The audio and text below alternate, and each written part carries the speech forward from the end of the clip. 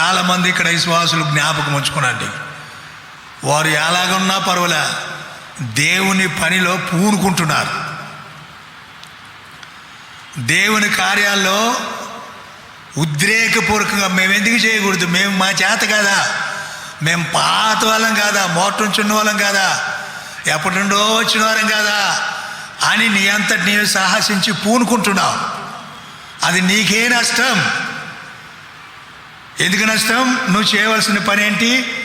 నిన్ను నీవు మొట్టమొదటి ఏం చేయాలి? ప్రతిష్ఠించుకోవాలి.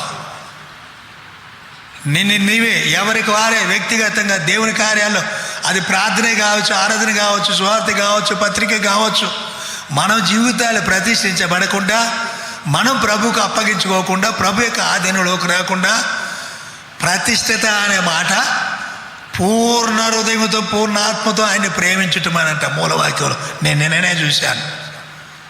దాని అర్థం ఏంటంటే, నేను ఇక మీదట ఎప్పటి నుండి నిండు హృదయంతో, పరిపూర్ణమైన హృదయంతో, పరిపూర్ణమైన ఆత్మతో నా ప్రభుని నేను ప్రేమించడానికి నన్ను నేను అప్పగించుకొంచున్నాను అని అర్థం.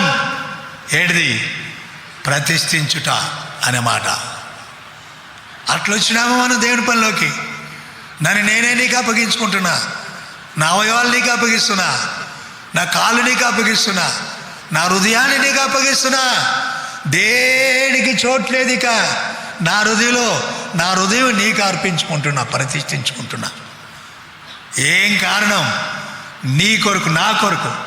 యోహాను సువార్త 17వ అధ్యాయం 17వ వచనం 19వ వచనం చూడండి.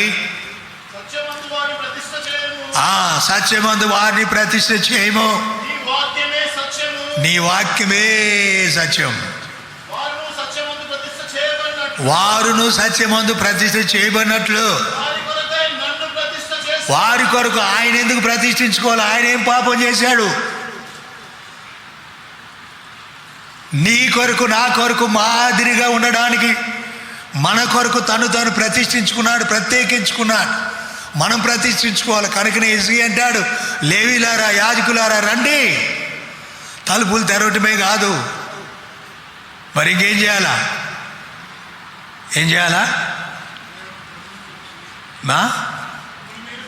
మిమ్మల్ని మీరు ప్రతిష్ఠించుకోనుడి మొదట. తర్వాత చదవండి.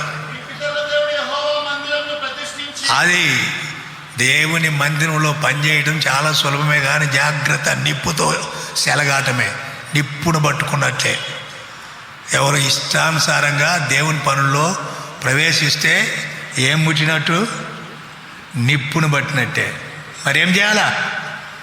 మీరు ప్రతిష్ఠించుకోనండి. ఆ తర్వాత మందిరమును ప్రతిష్ఠించాలి. నీ మందిరం ప్రతిష్టంగా ఉందా సహోదరుడా, సహోదరి?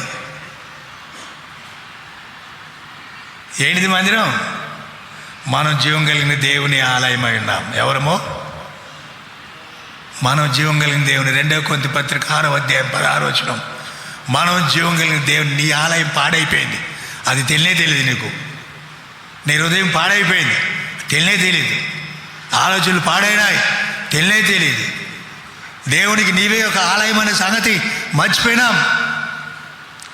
మిమ్మల్ని మీరు ప్రతిష్ఠించుకునండి, తర్వాత మందిరాన్ని ప్రతిష్ఠించుడి.